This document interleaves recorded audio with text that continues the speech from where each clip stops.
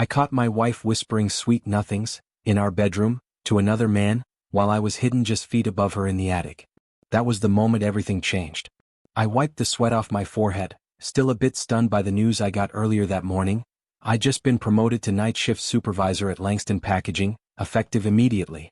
For most folks, working nights is a curse, but honestly, it couldn't have come at a better time for me. My son Tyler is a junior in high school. Between his sports, club meetings and everything else he's involved in, he's hardly home before dark. Working nights meant I could be around more during the day, help out, catch some of his games, maybe even feel like a real dad again. It was early in the afternoon when I got home. I wasn't expecting anyone there. My wife, Diane, should have been at her office job, and Tyler was spending a few days with her parents. So the house should have been quiet. But it wasn't. As I stepped into the garage, I left my truck inside. Something I usually didn't do, but I wanted to install some shelves I'd been putting off. Quiet as I moved through the house, I heard voices. Muffled but unmistakably coming from upstairs. At first, I thought maybe Diane had the TV on or was talking to someone on speakerphone. Still, something didn't sit right. The voices weren't animated like a regular conversation. There was an odd softness to them, too intimate. Curious, and I'll admit, a little uneasy, I climbed up into the attic. There was an old HVAC vent above our bedroom that I hadn't thought about in years. Diane once told me it blew cold air randomly, which always seemed strange since it hadn't worked in ages. From up there, I crawled carefully across the trusses until I was right above our bedroom. And that's when I heard them. Her voice. His voice. "I still can't believe we're doing this here," she whispered, her tone almost giddy. "There's no risk of being seen in your place, but this is different." Then I heard the man reply, "That's what makes it so thrilling. Taking the risk like this, it's a whole other level." That voice. I recognized it instantly. It was Mark DeWitt, a delivery guy at the company where Diane and I both work. Recently divorced. Daughter goes to school with Tyler. I never liked how friendly he was with Diane, but I didn't want to be that husband. The suspicious one. The paranoid one. "Well," Diane murmured, "just make sure we're careful. I'll try to keep Brian from initiating anything. We can stick to meeting here during the afternoons.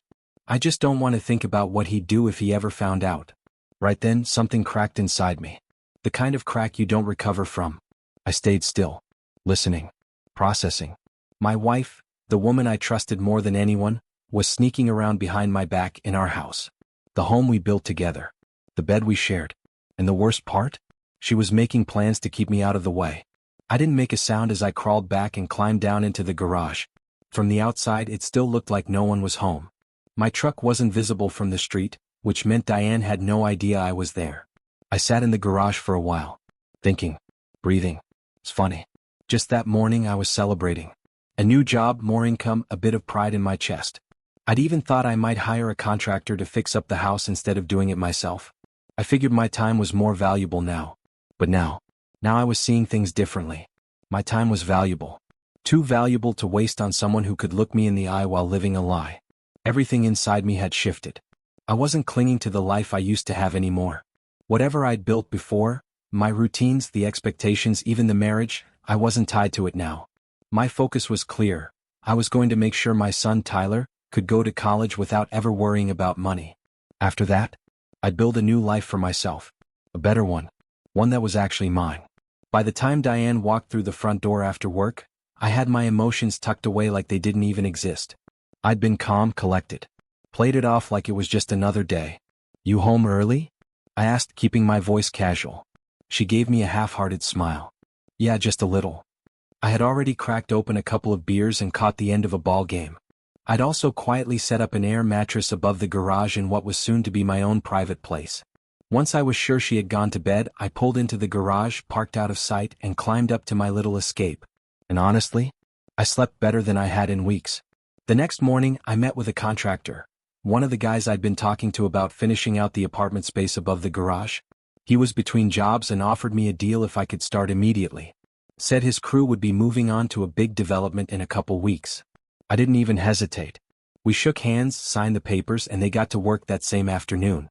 That evening, Diane tried to play it cool. Said she was tired. "Maybe we could just cuddle a little," she mumbled, not meeting my eyes. "Tyler's home tonight, and I don't want him hearing anything." I just looked at her. "Cuddling's not going to cut it, Diane," I said calmly. "I want to feel close to my wife. If that's off the table, I'll sleep in the guest room tonight. She sighed, trying to play it off. It's not you. I'm just really exhausted. I hope you understand. Oh, I understand, I told her, more than she knew. Let me know when that changes. I went back up to my air mattress, let the familiar creak of the stairs fade behind me, and passed out the second I hit the pillow. But the morning was less peaceful. Between the hammering of the construction crew and my phone ringing off the hook, I was awake way earlier than I wanted to be. Groggy, I answered the call. Hello? Brian, I'm sorry, did I wake you? Came the voice of my mother-in-law, Karen. Is that the only reason you called? I asked, a bit sharper than I intended. No need to be snappy, she replied. Bill and I just heard you're on night shifts now. We won't bother you if you need rest. We were just checking in. That's when I decided to let a little truth slip out. I'm having a studio finished above the garage, I said. I need a place where I can actually sleep during the day, no interruptions, no phones ringing every hour. It's getting soundproofed. And I won't be setting up a landline in there. She was quiet for a second. I kept going. I'll be working nights for a while. Figured it makes sense to have a spot where I don't disrupt Diane or Tyler. You won't even know I'm here. And that was the truth. I was done chasing after a broken connection. From now on, I'd be close enough to protect what mattered, my son's future, but far enough away to start protecting myself too. By the time Friday rolled around, I was fully settled into the new apartment over the garage. It wasn't much, just a bed, a couple of lamps, and the basics, but it was mine. Quiet, insulated, and simple. It gave me the peace I needed, even if that peace came from something I never saw coming. Labor Day weekend was ahead, and for the first time in a long while, I had 3 nights off in a row. Tyler's junior year was starting that Tuesday, and I figured it'd be good to do something together. Something fun. Something that felt like normal. Hey, I said during dinner on Thursday, how would you two feel about catching a Diamondbacks game this weekend? They're playing the Dodgers. It's supposed to be a great series. Tyler's face lit up like a kid on Christmas. That would be awesome. Brenda, on the other hand, barely looked up from her phone. I'm not much of a baseball fan, she said flatly. I think I'll pass. I'll find something else to do. There was a time that response might have stung. But I didn't flinch. Her distance wasn't new anymore. I just nodded and went back to my food. Saturday afternoon came around and Tyler's friend Scooter, a nickname only a 13-year-old could carry with pride, came sprinting out of his house, waving his glove in one hand and a Diamondbacks cap in the other. Mr. Walker, he shouted. My mom wants to meet you before we leave. Just to make sure you're not some weirdo or serial killer or something. I chuckled. Fair enough, I said, climbing out of the truck. Her name was Gertrude, but she introduced herself right away with a laugh. Please call me Gertie. Only my mother used my full name, and only when I was in trouble. She was around my age, lean and toned from what I guessed was a consistent running habit. Her smile was easy and sincere. We talked on her porch for a few minutes and I could feel the edge of something different in the air, some kind of warmth I hadn't felt in a long time. The first thing I'll teach Scooter here, I joked, glancing down at the boy tugging at his ball cap, is to smile whenever someone calls him Horace, except for his mom, of course. That's a relief, she laughed. I was worried he might be learning to appreciate women by staring at their legs routine. I held up my hands. Not even close. He'll learn the fine art of noticing people, not just features. A respectful way of appreciating others. Her smile lingered a second longer than I expected. I think that's when I felt it, the beginning of a connection. Maybe not a romantic one just yet, but something solid. Mutual respect. Mutual understanding. At the game, the boys had the time of their lives. Scooter actually caught a foul ball, held it up like a trophy, eyes wide with disbelief. They downed hot dogs, cheered louder than the grown men around us, and guzzled soda until they practically bounced out of their seats. I let myself relax, really relax for the first time in a while. Felt good to laugh. Both kids passed out before I'd even pulled out of the stadium parking lot. By the time we got back, I had to gently shake Scooter awake and walk him to his front door. Gertie met us with a big smile, stepping aside to let her son shuffle past in a sleepy daze. Looks like they had a blast, she said. They did, I nodded. And so did I. She gave me a warm look, that kind of unspoken thank you that doesn't need words. You're welcome anytime, Brian. Driving away, I felt something I hadn't felt in weeks, lightness. The next morning, I gave that gym machine I'd ordered a go, the one that promised a complete body transformation. And surprisingly, it worked. For once, something did exactly what it said it would. I smiled, towel around my neck, thinking maybe that was a sign. Maybe it was time to believe a few things in life could still work the way they were supposed to. I stayed consistent with that gym machine and felt better every week. Stronger, lighter, like I was finally shaking off the weight I'd been carrying around for too long. I kept showing up for Tyler's baseball practices, every single one. Pretty soon, Coach started asking me to work with some of the kids on the sidelines while he handled group drills. I didn't mind. In fact, I loved it. Tyler was already a solid player, but watching him push himself harder, listen more, hustle without being told, it meant everything to me. But the real surprise was Scooter. That kid had shown flashes of potential early on, but man, something had clicked. He was locked in, improving fast, and always had a joke ready to lighten the mood. He reminded me of the kind of boy I wished I had been at his age, free but focused, confident but humble. One afternoon, after practice, I noticed a few of the other team moms lingering a little longer than usual, smiling, laughing at stuff that didn't seem especially funny. I chalked it up to just being friendly, but something in their eyes said different. Later that week, as Gertie and I sat under the bleachers waiting for the boys to finish cleanup, I figured I'd ask. I might be reading this all wrong, I said carefully, but, can I ask you a personal question? She gave me a look and shot back without hesitation, A or B cup? I blinked, caught totally off guard. What? Gertie grinned. When a guy says he wants to ask a lady a personal question, it's usually code for something about her bra size. I laughed. Okay, fair enough. Not where I was going with it, though. I was actually wondering if you've noticed how some of the moms have been, I don't know, extra chatty with me lately? She leaned back, her smile softening. Yeah, I've noticed. You haven't tried dating anyone, have you? I shook my head. Not even close. I'm married, Gertie. I'm not out here trying to be anyone's next anything. She paused and I could see something shift in her eyes, something heavy, honest. Brian, I don't like being the one to tell you this, but we're friends, so I will. Most of the moms? They already know your wife's cheating on you. Her words hit me like a punch to the gut. And she didn't stop there. There's talk that she cut you off, that you two don't share a bed anymore. And everyone's kind of assuming it's just a matter of time before you're out of that house. I sat with that for a moment. I wasn't angry, not at her. Just surprised. Embarrassed too. So everyone knows, huh? I said quietly. That's a special kind of shame. She shook her head. You've got nothing to be ashamed of. I took a breath and let it out slow. I've just been trying to do what's best for Tyler. That's why I haven't left. Living with Brenda, separate lives under one roof, seemed like the best way to stay close to my son without turning his world upside down. I took the night shift so I wouldn't be around during the day. I built that apartment over the garage to give myself space. Told Brenda it was just so I could sleep without being disturbed. And she believed that? She wasn't thrilled, but she didn't fight it either. Gertie gave me a look that wasn't pity, but it carried weight. You're a good dad, Brian. Anyone can see that. But don't lose yourself trying to hold up something that's already broken. I nodded, staring out across the field as the sun dipped lower, casting long shadows over the bases. I didn't realize how visible this all was, I said. Makes me feel exposed. You're not alone, she said. Just remember that. I can't even keep my own wife happy, I said mostly to myself, staring down at the dirt near the dugout. Gertrude didn't flinch. You're a good man, Brian. You're doing what most wouldn't. You're holding on not for yourself but for your son. That takes strength. You've given Tim a real father, and believe it or not, Horace thinks you're pretty cool too. I looked over at her, raising an eyebrow. Who asked him? She grinned. You must be feeling better. If you're teasing Horace about his name again, I know your head's not stuck too far up your butt anymore. I laughed. She always had a way of grounding me. You're a great friend, Gertie, I said. You've kept me from falling too deep into my own mess.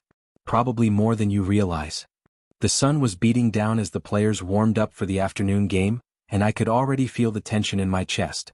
Not for the team, just for Tim. Honestly, I was probably more nervous than he was. This was his first game starting cleanup, and he'd been working hard to earn it. Of course, the usual suspects were in full form too. Norma Wilson had on some cropped number that showed more than it should, and she kept bending over in front of me like she'd lost a contact lens on the grass. Brandy Dorn played it more subtle, tight sweater, soft questions about batting order and player stats. Jillian Patterson, on the other hand, just posted herself next to me like a bodyguard and made it very clear she wasn't watching the game for her kid. You're popular today, Gertrude muttered, nudging me with her elbow.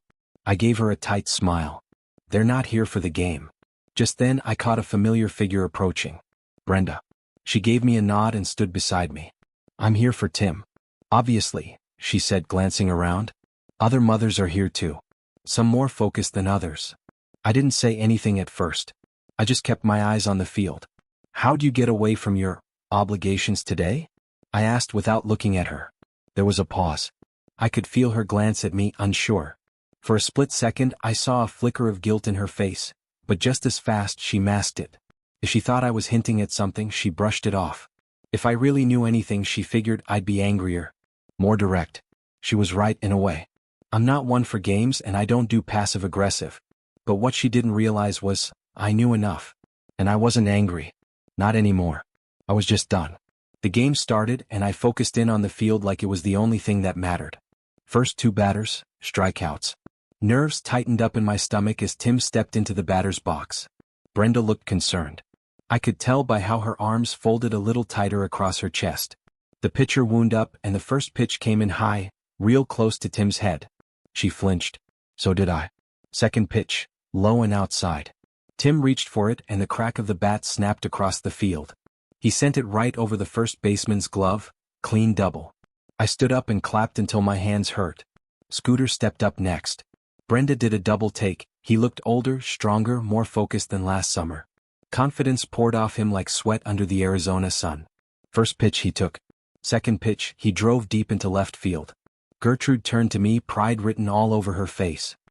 He wouldn't be like this without you, Brian. Horace needed someone steady. Someone who actually showed up. Thank you for being that person. The team won, and afterward we all headed to a local pizza place to celebrate. Brenda trailed behind in her car, maybe trying to be part of the moment. Maybe just showing face. By the time she parked, far from the front door, I was already inside, sitting next to Tim and Scooter, sharing laughs over greasy slices and too much soda. She walked in a few minutes later, pausing as she watched us through the glass. She was on the outside now. And I didn't feel bad about it. When Brenda stepped into the pizza place, the first thing she saw was Norma Wilson and Brandy Dorn standing far too close to Brian. They were all smiles, leaning in like schoolgirls around the quarterback. Brenda's stomach tightened. She couldn't hear what they were saying, but she knew the tone. She'd used it before when she still cared enough to try. Later that evening, she found herself sitting across from Bill at a corner table in the back, just far enough from the crowd to speak freely. "You're young," he said, "and let's be honest, you're way too attractive for him to be ignoring you. Either he's lost interest in sex or there's someone else." "What is it? Is he gay?" Brenda scoffed, her voice low but sharp.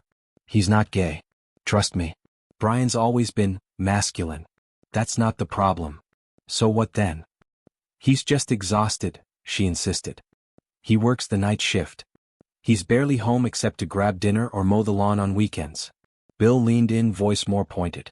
"Come on, Brenda. No man married to someone like you just gives it up willingly. Maybe he's got someone else? If he is, it makes things simpler for us." She didn't respond right away. The thought wasn't new, but hearing someone else say it out loud made her uneasy. Later, as the crowd thinned and the kids chased each other between tables, Brenda spotted Gertrude standing near the soda fountain, chatting with another parent. She took a deep breath and approached her.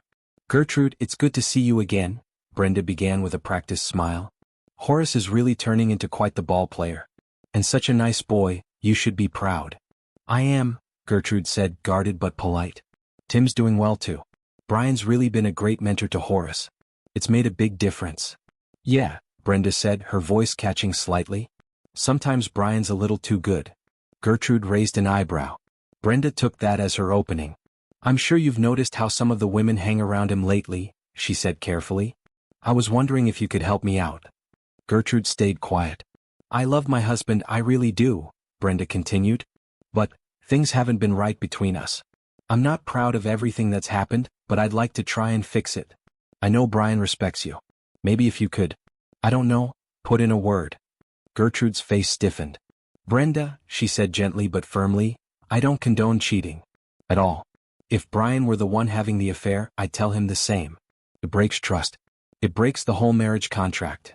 Brenda nodded slowly, feeling the sting of judgment but grateful for Gertrude's honesty. "I understand," she said. "Fidelity matters. Loyalty matters. I just don't want to lose him." Gertrude gave a small sigh. "I'll do what I can. But this has to come from you, not me." "Thank you," Brenda said, already turning to leave. "I'll explain everything to Brian. I just appreciate the support. The next day at practice, Brian kept his focus on the team. He spoke briefly to the parents about the upcoming away games and reminded them of the hotel arrangements. Some, like the Winstons, had booked early and managed to stay at the team hotel. Others had to find whatever they could nearby, thanks to the flood of visitors in town for the weekend tournament. Brian offered to help Ralph Winston unload luggage when they arrived. Ralph nodded in appreciation. Before the boys boarded the team bus, Brian pulled Tim aside. "Hey bud, just so you know, I'm not staying at the team hotel. They were full. But I'll be at your practice tomorrow morning, all right?" Tim gave a quick nod and a hug. "Okay, Dad." Brian smiled and kissed the top of his son's head. "Now get some rest, it's going to be a long night." That night, Brian tried to get a decent sleep, but he woke up more tired than he'd felt when he went to bed. Between the ache in his chest and the buzz of what Brenda might say, or do, next, real rest didn't come easy anymore. There was a time when I couldn't imagine breaking my marriage vows. Even after everything Brenda had done, everything she was still doing, I wrestled with the idea like it was a sin against my own soul. But it wasn't just about promises anymore. It was about survival. Sanity. Gertrude helped me come to terms with it. She didn't pressure me. She just laid it out plainly one night while we stood watching the boys hit fly balls in the fading light. "Let's look at this logically," she said. "Brenda hasn't just been unfaithful. She's made a conscious choice to deny you intimacy while continuing her affair. Even if she hadn't, even if it was just emotional, she still put your health and safety at risk." I didn't say anything right away. She was right. It was one thing to be heartbroken. It was another to live in a house where I felt like a liability, like my needs were a burden. Sex wasn't just off the table, it had become unsafe, unwanted. And knowing that, made something in me shut off. I hadn't touched Brenda in weeks. She noticed. One night she reached for me. Just a hand on my chest. I didn't even look at her. I rolled over slowly, letting my back say what I couldn't bring myself to say out loud. She stayed quiet. I could feel her struggling, restless beside me, wondering if I knew, wondering if I was just bitter or if I had finally pieced it all together. She was right about one thing: I was different now. Not cruel. Not cold. Just done pretending. Later that week, Gertrude pulled me aside again. "Brian, I like you. A lot," she said quietly. "But we're not looking at a forever kind of thing." I blinked. "Why not?" "Because look at us," she said with a sad smile. "You're a good-looking married man with a wife who cheats. And I'm just plain old me, with a son who might have a real shot at a scholarship. I have to protect that chance for him. I can't let my emotions get in the way." "You're not playing Gertie," I said. "And Horace? He's got a real gift. I'm glad I could be part of that. You should be proud of him." "I am," she said. "But it's because of you that he's even being looked at by better schools." Thanksgiving came like a punch to the gut. Within days of each other, both of our mothers passed away. Tim and I drove out for the funeral. Gertrude and Horace flew out for theirs. Oddly enough, it was during the worst week of the year that I met her brother, Dexter. "Brian, meet my brother Dexter," she said, giving him a small nod. "Dex, this is the guy I keep telling you about, Horace's baseball mentor." "Holy," I said, squinting at him. "Your name's really Dexter?" "Yep," he said with a chuckle. "Only Gertrude and our folks call me that. Everyone else calls me Grim." "Grim?" I raised an eyebrow. "What do you call your sister?" "Mink," he said, then added with a grin, "Don't ask why. Long story." I liked him immediately. A few days later, back in town, I was driving home when my phone rang. It was Tim. "Dad, I'm down by the arcade on D Street. One of Heather's tires blew out. Couple guys are hanging around the car. They're looking over here." "All right, stay calm," I said. "Keep the doors locked. Call the cops if you have to." "Is Heather driving that Corolla?"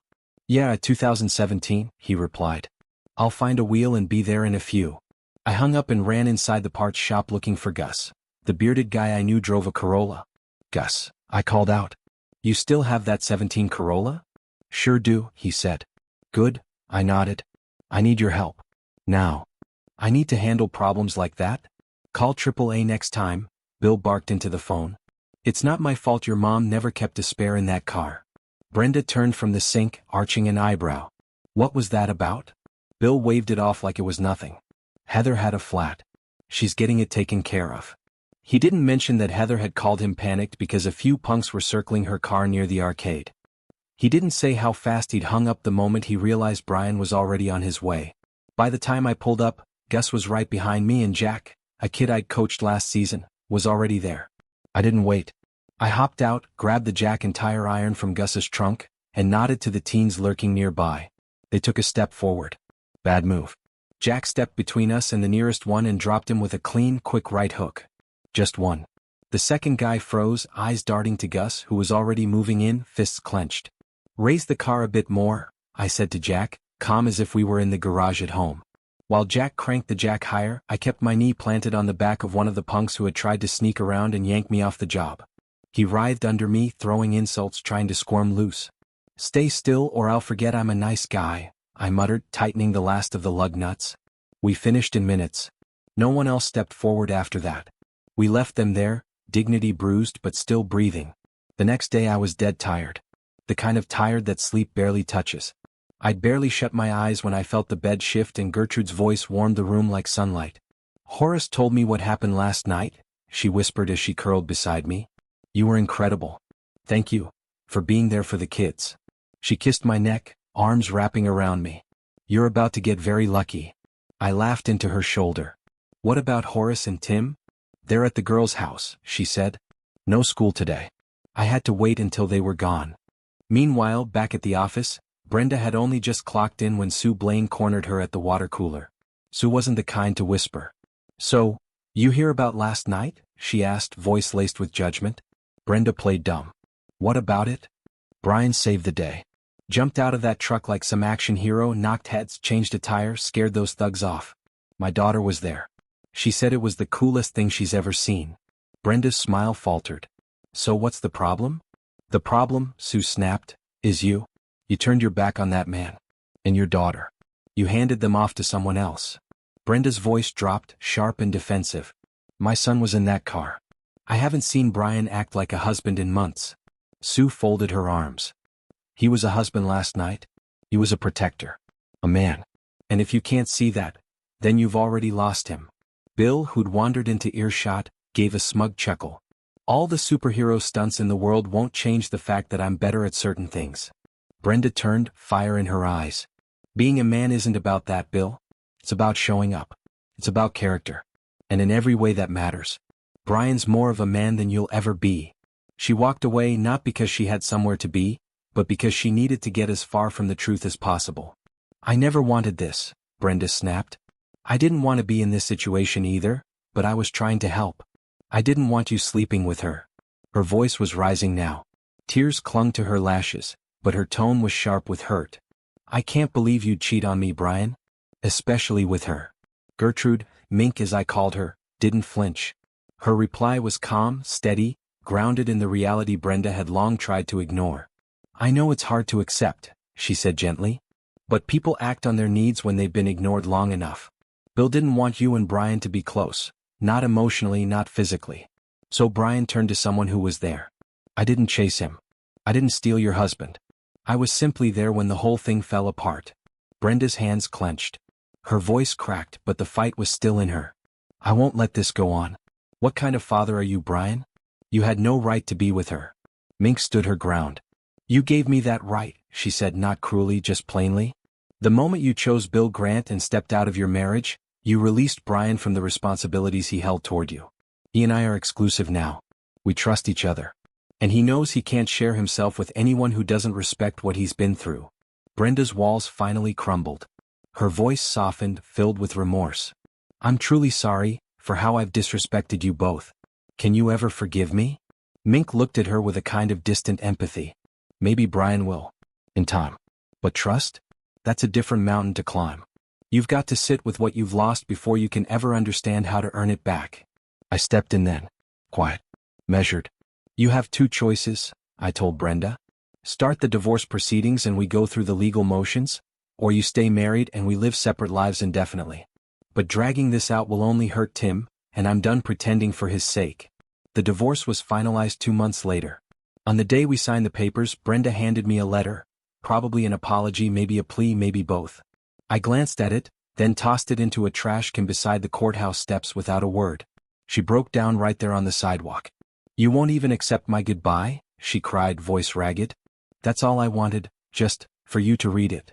I turned and looked at her once, tired, detached. Not worth the effort. and then I walked away. I took out a loan from my father to buy out her share of the house and paid her alimony up front.